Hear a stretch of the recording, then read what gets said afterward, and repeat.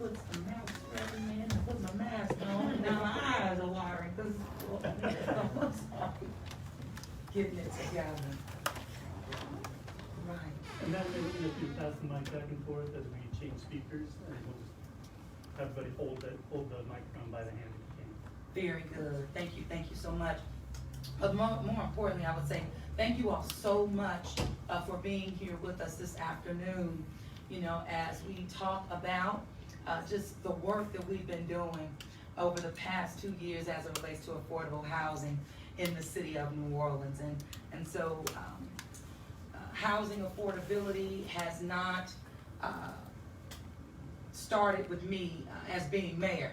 It's something that I've been really focused on from a community leader to being on the New Orleans City Council, bringing the housing committee back to the City Council, and of course as mayor since May of 2018, hitting the ground running with affordable housing being a priority.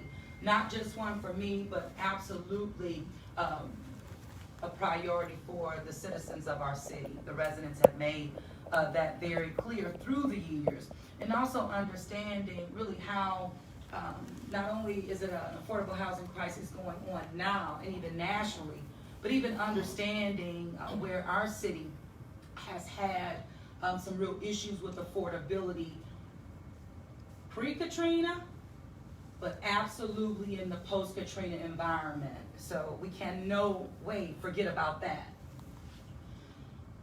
But recognizing that COVID-19, this pandemic, has only made matters worse here for the city of New Orleans. But in spite of the challenges with COVID, we've been able to demonstrate real results on the ground.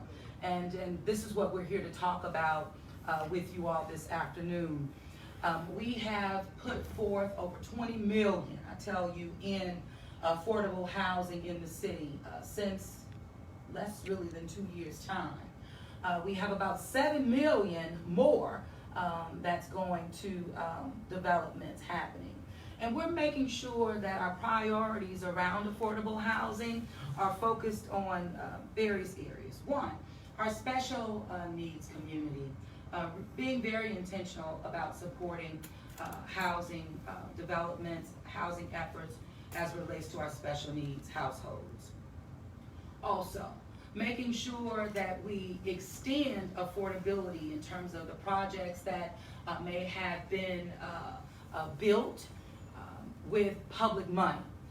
One, when we were coming in, and I think right before you may have recalled the issue with American Can, one good example of how the covenants, they had met their covenants, the time had lapsed, but then here what we want to do is continue to provide the resources necessary so that affordable housing can remain intact for our people. That was just one example of how it can become a problem if there's not a plan in place to ensure that these units can remain affordable for our residents. Also, projects that appropriately leverage the city's money.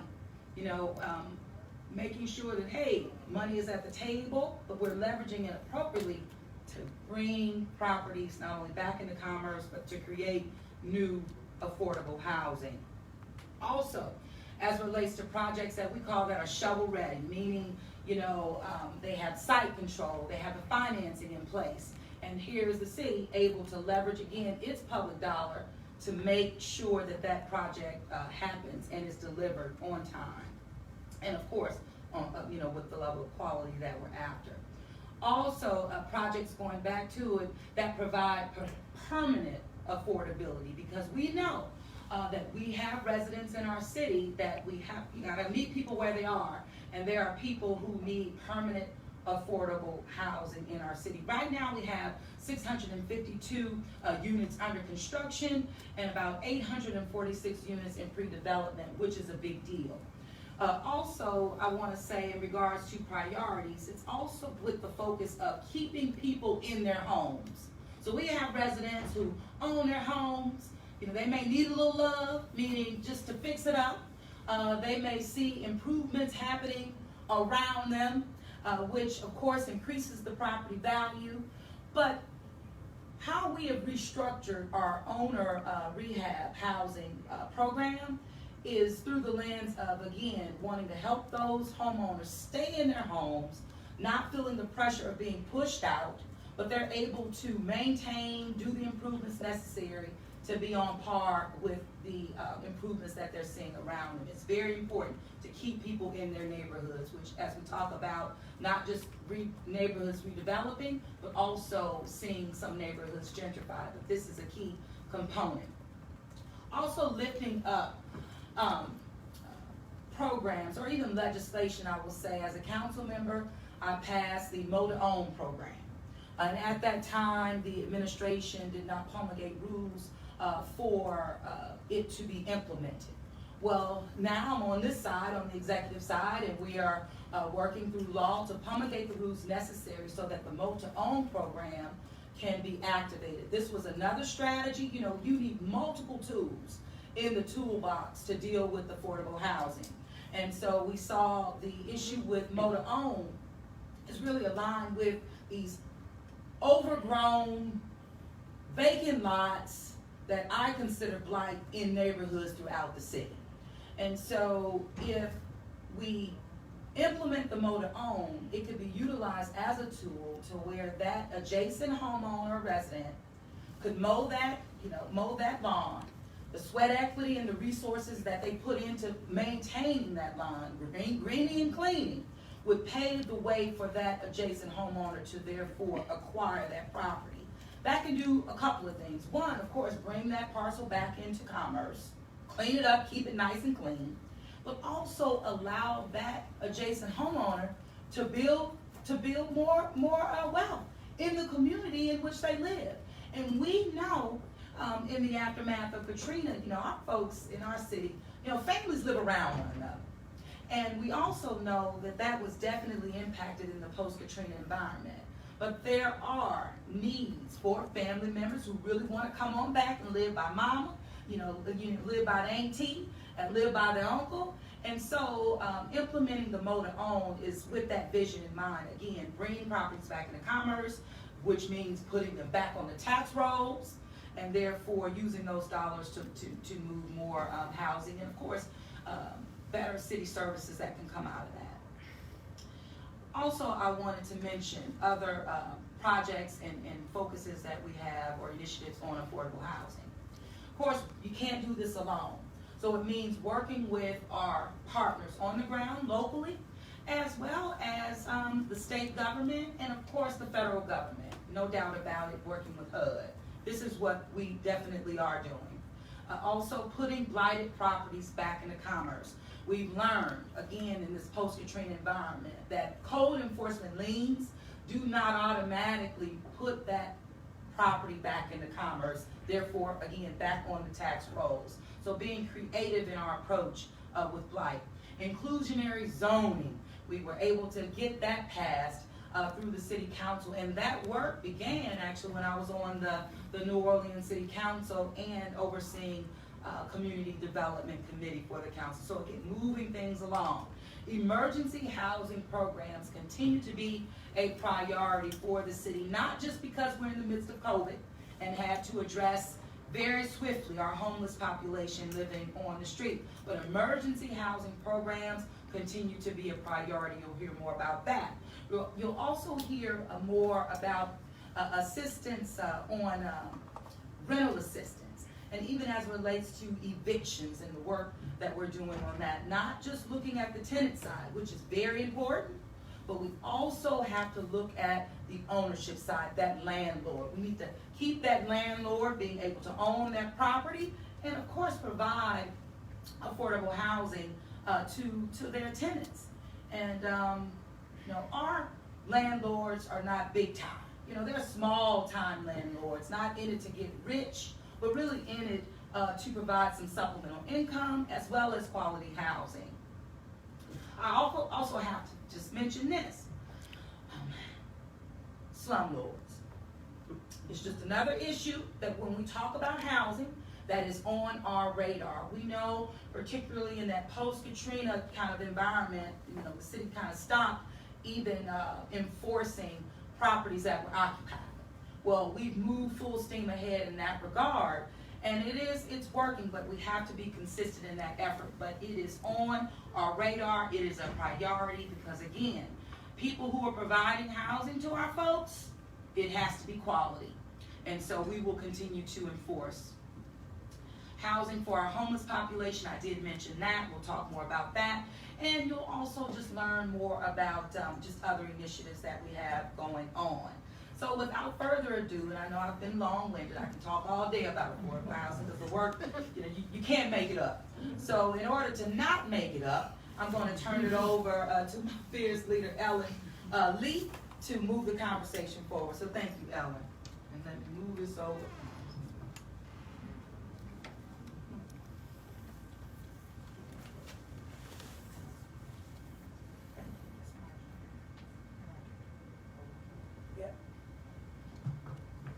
All right, thanks. Can everyone hear me? Yep. All right, thank you, Madam Mayor. I always say it's so very hard to follow the mayor when we're talking about affordable housing because she knows so much about this topic. She really doesn't need us here to provide context and information, but I'll take it from there, ma'am, and add a little bit more. I want to say a couple of things. The mayor talked about partnerships and the fact that we can't do this alone, and she is absolutely spot on about that. We rely so heavily on our partnerships, particularly our public sector partners, to be right there in the game with us. When I talk about them locally, I mean specifically our Community Development Office at the city, our Finance Authority of New Orleans, which is now, I think, maybe being called Finance New Orleans, so they're doing a little bit of rebranding at Finance New Orleans, our Redevelopment Authority, NORA, New Orleans Redevelopment Authority, and then our Housing Authority, so HANO.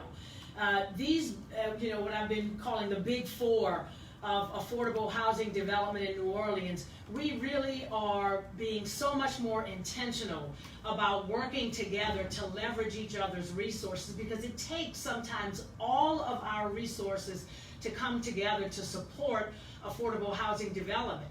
It may take a parcel of land that NORA owns. It may take subsidy from OCD. It may take a bond financing from the Finance Authority, and it may take vouchers from HANO, all to get a tenant into an affordable housing apartment.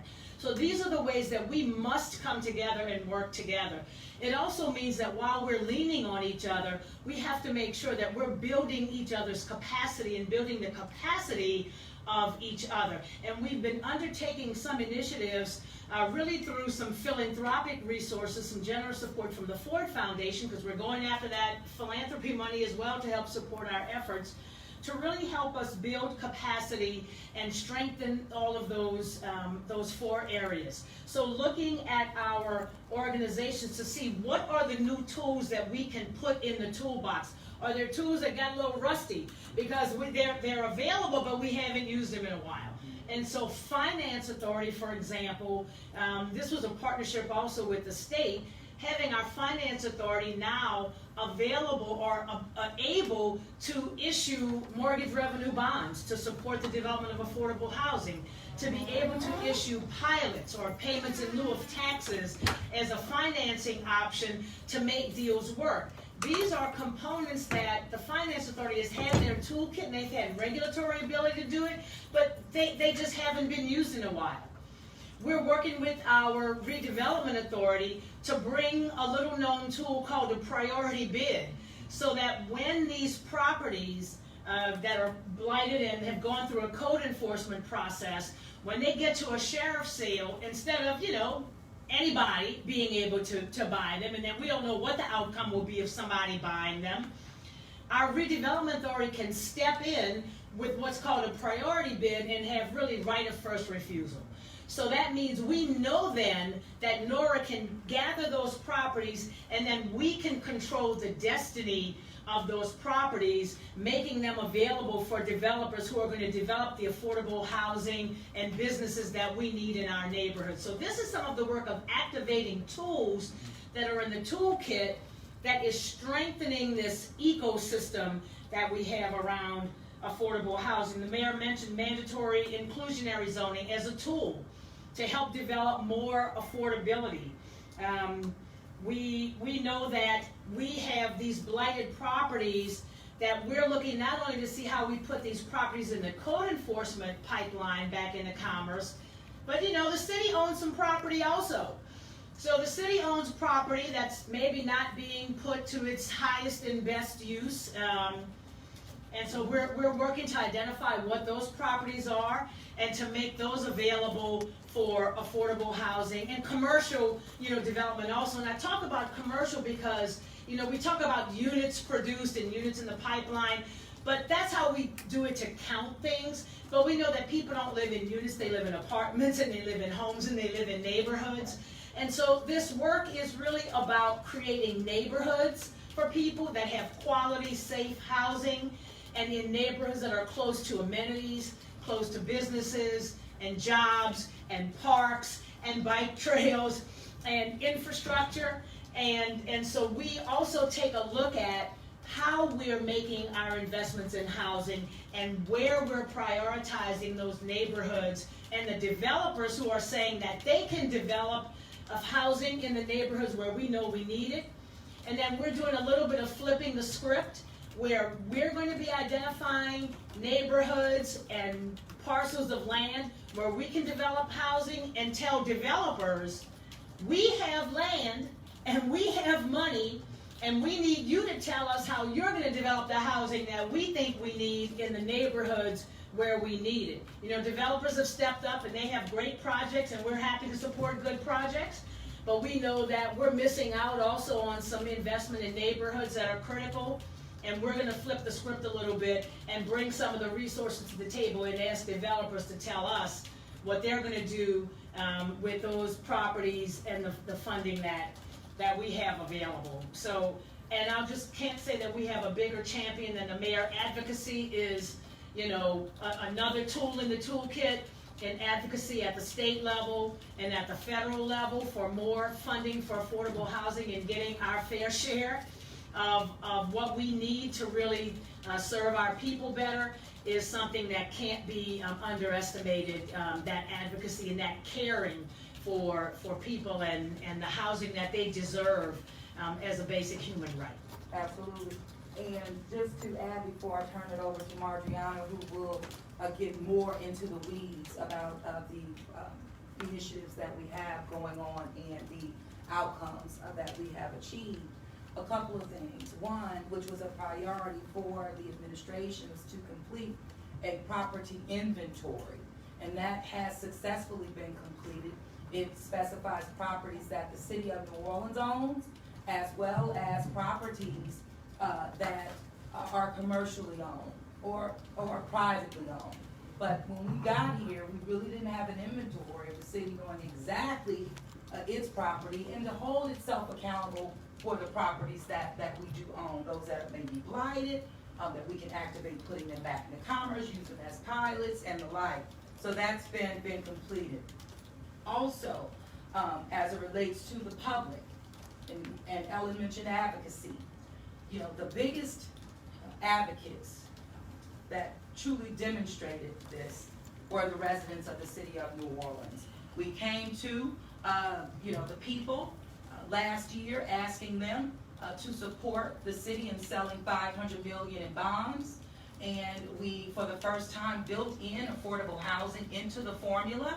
And, you know, this shows that the people of this city know that affordable housing is a priority, and it's a priority for them. So we have to say thank you for that. That was unprecedented work. But Ms. Margiana, I'm gonna turn it over to you to give us more details. Thank you so much, Madam Mayor. And I thank you all for this opportunity to talk about some of the work that's going on at the Office of Community, the Mayor's Office of Community Development. We couldn't ask for a better champion, a better advocate. The mayor's right there in the weeds on it. She knows everything that's going on, and she gets regular reports. She wants to be in it. She's very involved. But no, I really appreciate this. So I did also prepare a PowerPoint just to go through that as well, to talk about, because my point that I'm here to make is to go into some of the detail. The mayor talked about priorities, the city's priorities, and I'm here to tell you how we're reaching those priorities. And the first one, we talked about housing stabilization, and that's really important right now because in the COVID, post-COVID environment, we're seeing that there are a lot of people that are in danger. They're on the edge. Many of our tenants, even homeowners, were already on the edge before the pandemic. We know that. It's been an affordable housing crisis, so that means that we have to work even harder. The pandemic did not stop any work at the Office of Community Development. We've only worked harder. We never stopped working. Many of us never stopped coming to the building, but we did separate ourselves, but the work never stopped. And so we have to make sure that people are stabilized. And we're stabilizing households through our rental assistance program. We were one of the first programs in the city. And I'm not, when I say this, I'm talking about the office. I'm talking about the mayor that has allowed us to pivot and make these changes. Some of them, no other jurisdiction had these type of programs. So the mayor was receptive and open to us putting forth our program. So the rental assistance program, the very first one, was one of the first programs. We've had many other jurisdictions in the state to ask us, hey, send us your documents, send us your program documents and your applications, because we'd like to duplicate. We don't have a problem with that. But that program started in April, right after the pandemic.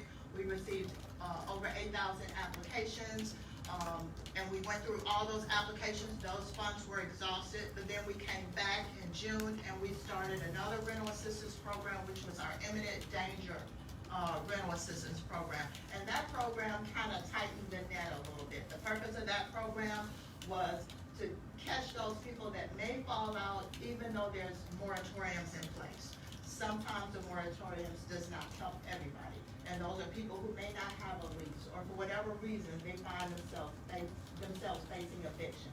So we started that program, and that program's been working very well, and it's been very successful. Also, the state has made available several $1 million, but $5.6 million is supposed to come to New Orleans, and that program stalled. They reached out to the Office of Community Development, the city, with the mayor's support to assist that program in moving along. Of course, we want to help. We're talking about citizens of New Orleans facing eviction or losing their housing. So we're helping with that program as well, and we're excited to do that. Our homelessness prevention, you know that right now the city has moved many of our homeless individuals that were unsheltered into hotels. I'm happy to announce that most of those individuals have been placed in permanent housing, which is huge. That's huge. These are people who weren't sheltered at all, and some of them, I was a part of that in the mayor as well, and it was exciting to see because there were some people that just need a little bit of assistance. They work every day, some of them work 2 and 3 jobs, but they just don't have enough to pay their rent. But there are others who need that supportive services, and the mayor's always been very big on that. Look, make sure supportive services is involved. And so what we've been doing is we're reforging relationships. Ellen talked about some tools that we're using that are already in the tool shed, and also part of that is relationships that were already there, but they're a little rusty, not communicating right. They don't hear us, we don't hear them. We're trying to reforge those relationships, make them better and make them work. And so like the Continuum of Care, Unity, and Fano, not saying that we didn't have good relationships with them, but you know what? They're the money people. They're good at underwriting. That's an expertise that does not occur overnight. So we're working with them to help us underwrite our projects that we get requests for funding for. So that way we make sure we don't over-subsidize, and we make sure that's what that project is supposed to get. Accountability, we're right there with accountability. We're making sure developers do what they say they're going to do. And we're doing that through our staff. We're doing that through our compliance department and our construction department. They go out to these developments and they make sure what they're putting up is what they said they were gonna do. Once they lease up, they lease to units to the people they said they would serve, and they make sure it maintains and stays that way throughout the affordability period. And I won't go through all of these, but I just wanted to list some of them. I know Ellen touched on them, the mayor touched on them, but successful homeownership, that's something that we've done different. Previously, it was $35,000 for down payment assistance, which has been a very successful program. And with the increase in taxes, inflation, we moved that up to $45,000. Because not only do we want to see people become homeowners, we want them to be successful homeowners. We want them to be able to enjoy homeownership and benefit from homeownership. We're not just about putting you in a house and see you later. We want to put you in the right house for you, make you happy and successful. That's just one of the changes that we're doing. And unfortunately, in the housing affordability arena, it's a lot of changes and work that goes on, but you may not see it sometimes for years. There's a lot that's going on. From day one, when the mayor came in, from day one, well, actually when I interviewed with her and her team, they made it very clear to me their expectations, but from day one, the mayor made it very clear what her expectations were and that this is a crisis. There's no time to play, and I need to see deliverables, progress. And so we've always been working. We've always been on the cutting edge. We've always been not trying to replicate, but come out with what's best for New Orleans, because New Orleans is special.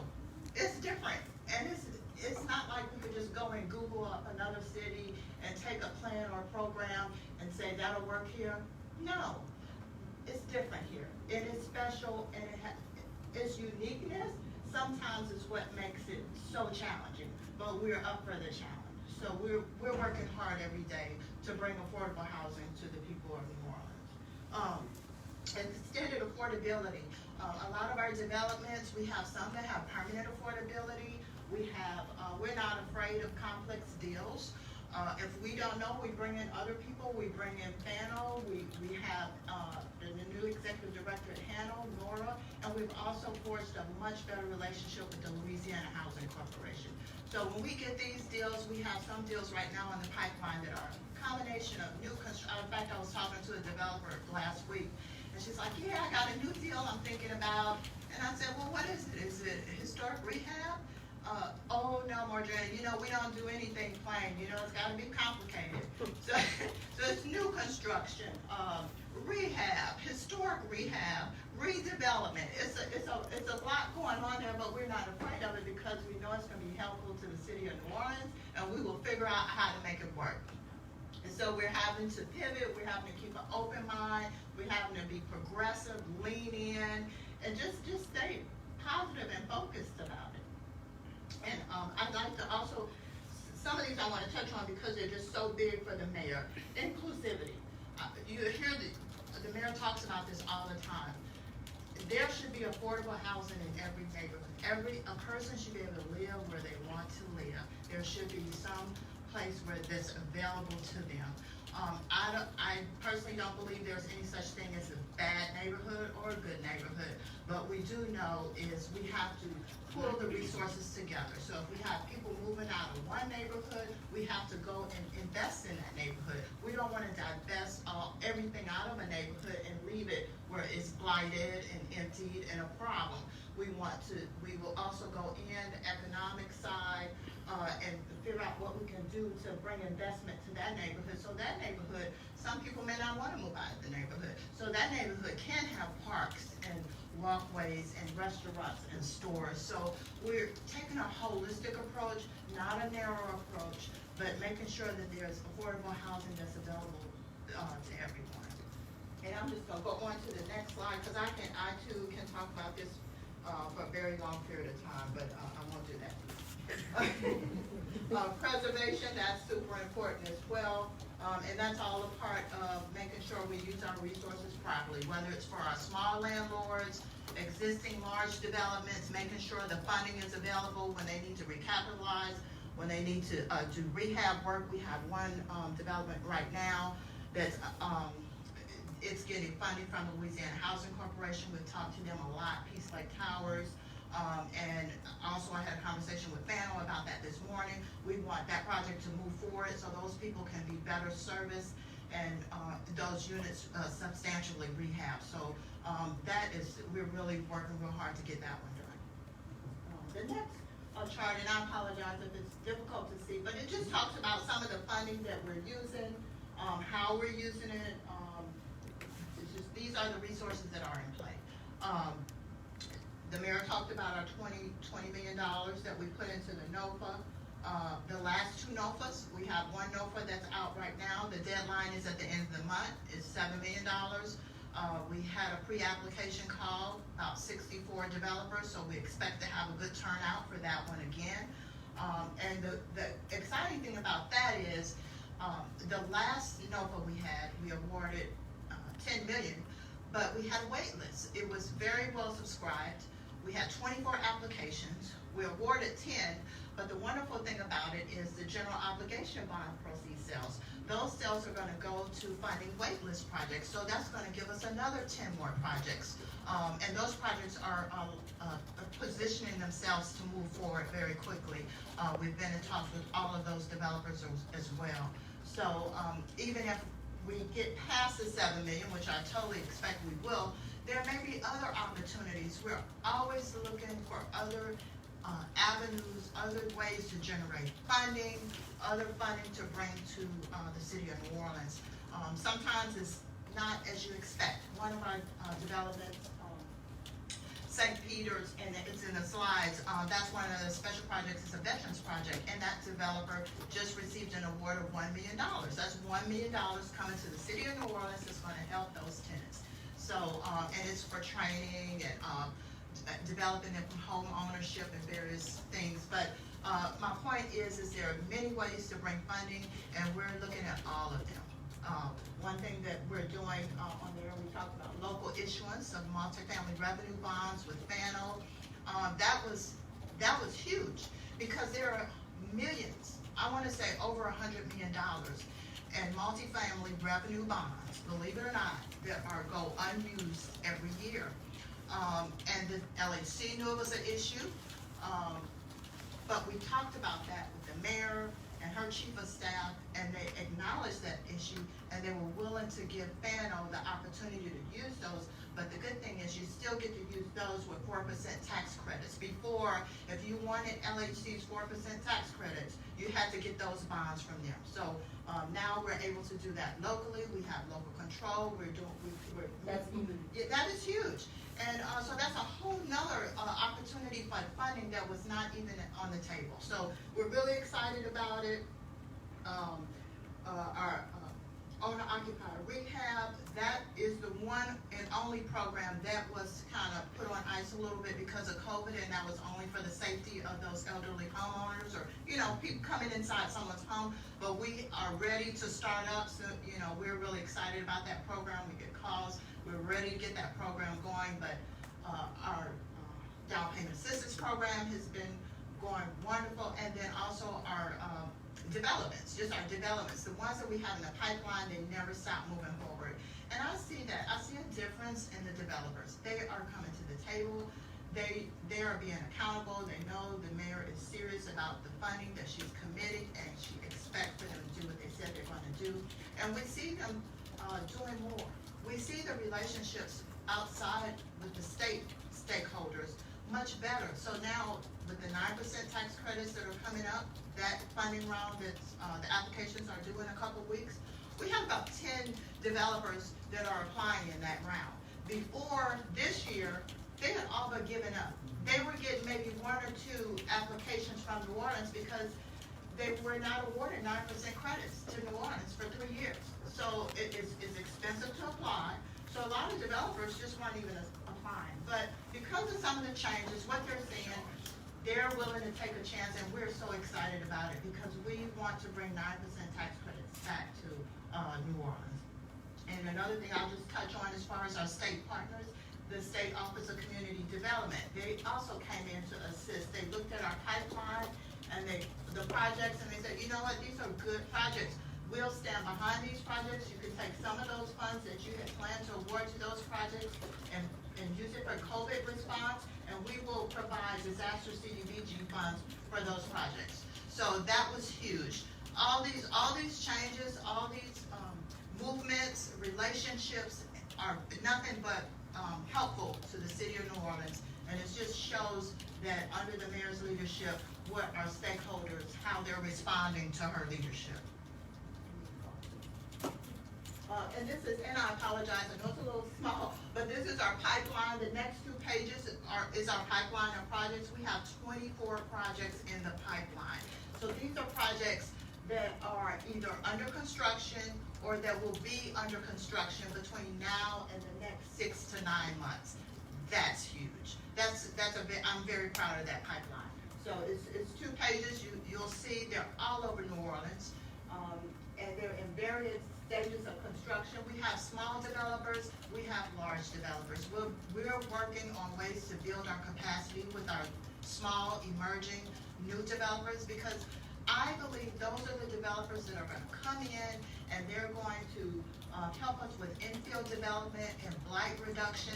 Those will be the developers that will say, you know what, I'll take that 1 or 2 lots from Nora and I'll develop it. It's not too small for me, and then I'll come back and get 2 or 3 or 4 or 6 more.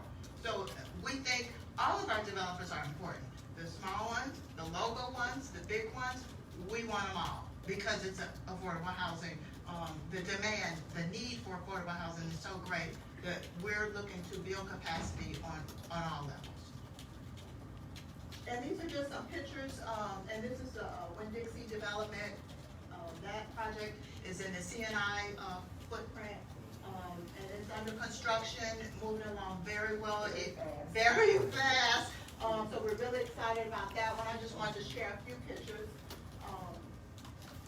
This is the Lake Forest Manor, is a senior facility over in New Orleans East. That project is also coming along well. It was damaged during Katrina and had been vacant all that time, so now it's up and going, and so we're really excited about that one. And this is St. Anne Square. This project is a combination of duplexes, multifamily. In fact, this was one of the very first projects. This is a perfect example. This is one of the very first projects from the first NOPA round that we awarded funds to, and so now it's close to finished. They're just waiting on their occupancy, certificates of occupancy, but it's finished, so it's duplexes, it's historic, it's new construction as you can see here, but it's super exciting, and that's right in the middle of the city. Mm-hmm. And this is, and I have my disclaimer up here, this is a pre-COVID gathering, but this is, this is McDonough, and this actually happened like a day or 2 before the whole COVID disaster thing. So this was a huge reception. Everybody in the lower 9th Ward is very excited about this development. It has a historical component to it. It's a redevelopment of the McDonough 19th School. It's going to have a civil rights institute part of it, but also some housing. So a lot of people, we got a lot of responses saying, hey, I went to school there, you know, or different things. So we're really excited about that one. Look, there are lots of houses, lots of developments we have going on right now. I could keep talking about it. We have the reveal over on Michoud, and that's the Nassau, near the Nassau site. That's going to be super exciting because it's going to have for entrepreneur training and development, supportive services for people that would like to be entrepreneurs, but also home ownership development courses. This is the project I spoke about earlier, is St. Peter's, which is a veterans housing development right in the middle of Mid-City. They're looking to do phase 2 of that, which they're putting an application into LAC for phase 2. And what makes this one special is that it has a net zero, so the tenants will not have an energy bill. So that's super exciting because we have to look at ways we can cut costs all different kind of ways. So it may not be a voucher, but this is just as good because they, will not have electricity bills. And we want to be able to understand that technology, green technology, resiliency. We want to be able to duplicate it, but it has to be reasonable in terms of cost, for developmental costs. That's just it. I just put a few, but like I said, there are a lot of exciting ones, and we expect to see even more. we have the Iris Hannah Scattered Site Facility. It's a scattered site in the Lower Garden District and off of Carrollton. That's gonna be exciting too. So lots of good projects. And I just wanted to share, this is just a few pictures of our down payment assistance. We've helped over 200 people. But I wanted to share the pictures, because if you just look at some of the faces, and I love this one because this lady, even though she has a mask on, you can tell she's so proud and excited and smiling. You know, I just love these pictures because it just goes to show that our work or lack thereof makes a difference, like immediately. When we do our job, it shows. And I'm really excited about these people having a homeownership opportunity. And one last picture. This is our homelessness efforts that we work with the state and the continuum of care. And these are actual people, not stock photos. These are people who were unsheltered homeless that are now in permanent housing. There are more people. Over 200 have been placed in permanent housing. But it's just an example of some of the work we're doing. A lot of work, and it's a great team there at Office of Community Development. I don't do it alone. Tyra is here, is also my director, but there are a lot of good people, and I just couldn't go without saying the staff there that are just amazing, because they have been also during this whole pandemic coming in, making sure that the work is done, and I'm just so proud to be a part of it. So thank you so much, ma'am. And I'm sorry. Thank you. Oh, no. Thank you very much. You can't make it up when it's real, you know, it is real. I did want to just add that, now Margiana mentioned that our approach is holistic. We understand that transportation factors into affordability as well. We understand that economic development, like tipping, I love the tipping sensation of being very intentional about not just the housing stock, but how do we also deal with the commercial and economic development opportunities as well. Now, I see Laura, I know you're here, transportation, my transportation director. Anything you want to add in regards to transportation, affordability, tied to housing? You're welcome. Come on over. So, what I would say, I'm just gonna stand up here. Okay. I don't wanna get You the need your mic. mic. No, you have to get this mic. And before- Stand back there. Before you get started, say and spell your name for us. Laura, L-A-U-R-A, You have a last name? Bryant, B-R-Y-A-N. Perfect. You can take your mic. She's like sharing. So what I would say is that Oh, the mayor has always been very intentional and clear that transportation is the second highest household cost. And as much affordable housing as you build, people still have to get to work, they still have to get to the places that they're going to. And we've been working very closely with Ellen and her team to develop real tools for people. I mean, one of the first things that the mayor was really focused on is transit specifically. So how do we improve transit and connect people where they need to go?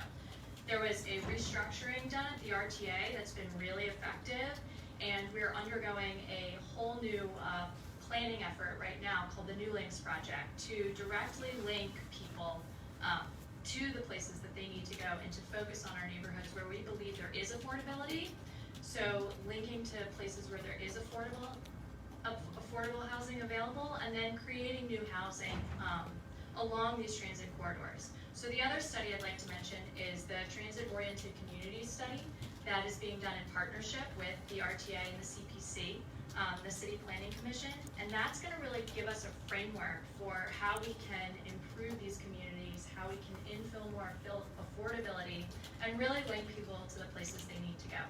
So I just say that the approach is holistic. You know, we work with these people all the time to help improve upon the work that they're already doing, and the mayor has been so clear about making sure that these different agencies are talking, and so I think transportation is a piece of that, as is a huge major component in economic development. I think Jeff had to jump out, but that's all I'd like to say. Thank you very much. I'm excited about the new links as well. I know there's a second round of public input going on with that, but it's pretty innovative when we think about New Orleans East, getting our people to and from, the rapid transit opportunities, and even some of the routes that are being recommended to go away, but only to increase other areas in terms of accessibility. And it's all been driven really by the public, by the users, and which is essential. So with that, we're going to open it up, I would say, to questions for us to answer if that's okay. And we'll do that. Can we stay on to Channel 4 first? What is the big challenge when it comes to this affordable housing? Obviously, there's so many, but is there one that really stands out to you as being the one that you really have to overcome in the near future here? Well, the biggest challenge has always been the resources that are available and that are flexible, so that you can align them with the right program to get the results that you're after. That's one of the reasons why, we did the affordable housing tour last year, leading up and encouraging people to the $500 million in bond sales, and really getting the community to buy into the fact that we do need to allocate other funding sources, because this isn't going to come directly from the federal government. We're only going to get so much from the federal government, from the state. So trying to be creative in how we can do that. And so with the $150 million invested, I mean, this is a big deal when I think about how we have restructured even the millage renewal that will be coming to the public December. It's up for renewal. We did not, we can't dictate the timeline, unfortunately, but it is coming. But the way that we've structured it would provide $150 million to affordable housing for over 20 years. And so we're going to be proposing this to the public. That's also tied to economic development. That's also tied to early childhood education, and of course our libraries. But what this means is that our public understands the priority. Hopefully they will support this measure December 9th, which will be one presented that will give a tax reduction, but at the same time infusing dollars into this area. So it goes back, I would say, to the dollar, to the resources. That's why we were big pushing for the census. Census automatically indicates how much we'll get from the federal government. And with the response rate in our city being at 58%, that's huge. And we were at 43% in 2010, because our people were all still everywhere after Katrina. So I've always said our last real census was 2000, where we responded 61%. So again, at 58%, it really demonstrates progress. Anything to add in regards to, just as he was asking us, some of the biggest challenge? We can take that thing out of here. The Lord taught us that. Madam Mayor, you're absolutely correct, and I agree that resources is the biggest challenge. And that's why we're looking at other forms of resources, other ways to bring costs down, other ways to work across city and state lines, and also to lobby the federal government for assistance as needed. Thank you. Advocate? Some time ago, probably about 5 years ago, Housing NOLA came together with a report that suggested that the city needed a certain number of opportunities by 2025. And I was just wondering if, in you guys' perspective, if that number has shifted, and if so, sort of what's the ballpark that y'all are working towards, or if you're even thinking about this working that way anymore. So one thing I will say is that the city is looking to develop policy and benchmarks that are data-driven. So we're in the process of having a plan commission that will look at the needs throughout the city. We have some ideas of what we think the need is, but we need to look at what's in the pipeline, what's been developed, what changes have occurred, even post-pandemic changes. There are some changes in the marketplace that will affect affordable housing, the number of affordable housing units, the amount of funding that's available to develop affordable housing. So once we get that data, then we will develop data-driven policy, and we will come up with a scorecard or ways to determine our successes based on that information.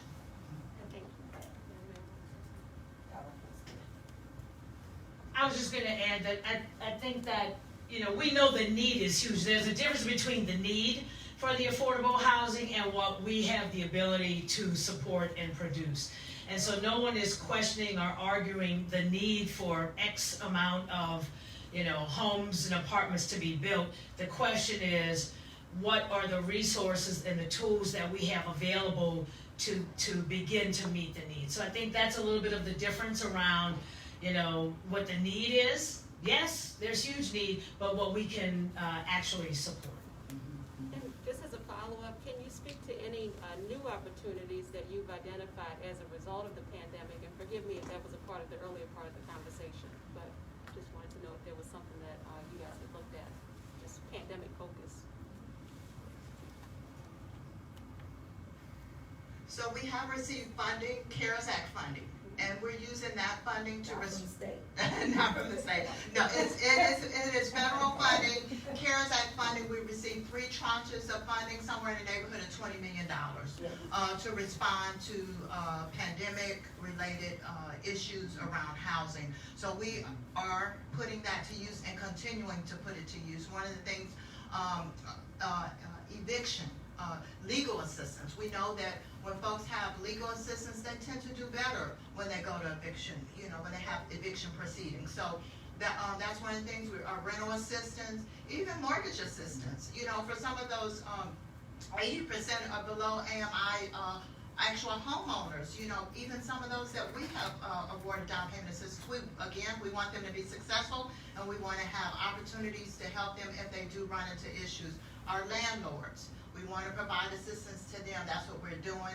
Our homeless individuals, making sure they have the resources they need, even special needs populations such as those afflicted with AIDS or AIDS households. We have funding, additional funding, HOPWA funding that also came with CARES Act funding that we're using to provide assistance from you. Absolutely, and also just to add, that's exactly what our strategy is when it comes to another stimulus package coming from the federal government. We are advocating very strongly that the money comes directly to the city of New Orleans. We've been burned already, and we know that the mechanisms are in place for the city to manage these dollars. They come by way of CDBG. We manage CDBG every day.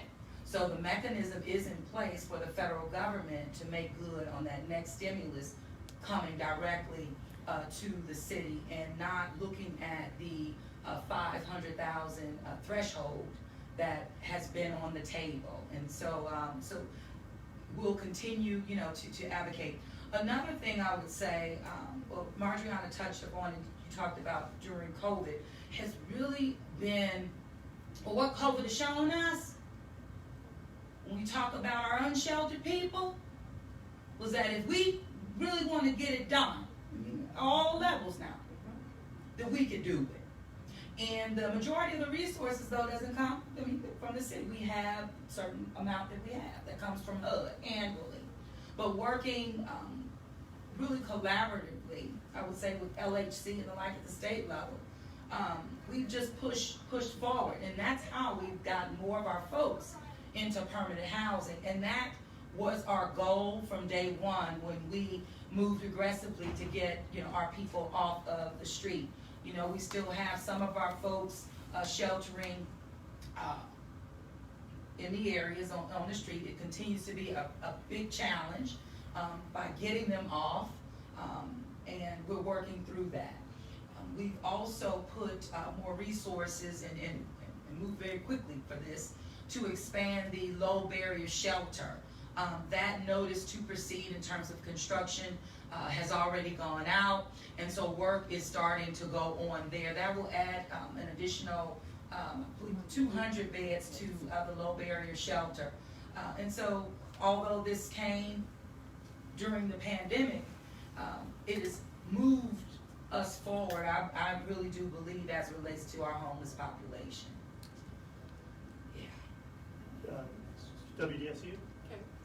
Okay, so post-Katrina, a lot of African Americans and minorities left and didn't come back. A lot, stated that they had issues with affordable housing. Now, in the midst of the pandemic, many might have the same issue.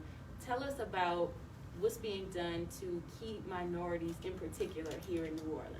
Right, so many of, and really all of, but for the most part, I would say many of the programs that Marjorie spoke to are focusing heavily on that population of people. Not just in regards to rental units, but also in home ownership. We know that we're still a city with majority of rental community. And there needs to be, and that's why it's a priority for us to push more of our folks into home ownership where they can afford and be successful once they get into that home. And that comes from down payment, also closing, but then how we have used our soft second program to really get them into these homes. But Marjorie, anything else to add? I know you've rattled off your programs, but we can reiterate that. No, I would just echo what the mayor said about the down payment assistance soft second program. That program's been rocking and rolling, and we are continuing to provide assistance to individuals and to help these people, not just New Orleans, but also keeping the talent in New Orleans that's here, the teachers, the new young professionals, young families that are here, and the ability to stay here and purchase a home and continue to have roots here. So we're working on that. And our Cultural Bearers program, activating housing specifically for that population has been a priority. And well, I mentioned in the artist community, all those are tied to our Cultural Bearers. So those are just big priorities for us. And this is a little off the subject, but NOFD Superintendent Tim McConnell I'd retiring. like to Well, make take a me reference. after that. You know, Okay, I I like will. This you and should then know me go. by now. I do. Okay, I'll take it. We'll do that after. Do we Okay. have any other housing related questions? Yeah, let's see us buying a house. Right. It might be. Well, Madam Mayor, Retirement house. if we're good, if we want, Marjan and Ellen, if they want to step aside and do some both-side questions. Yeah, anything to add? I think we've covered a lot of ground, I know. Yes, I would just say thank you again for the opportunity, Madam Mayor. Absolutely. Absolutely. Thank you, Tyra, since you're here. That's my house back over there. And we can provide you a copy of the PowerPoint. There's a lot of Yes. data in there, especially with the stuff that's hard to read for the camera. Yes. So we'll get that to you. Thank you two very much. And Madam Mayor, what we'll do is Fox 8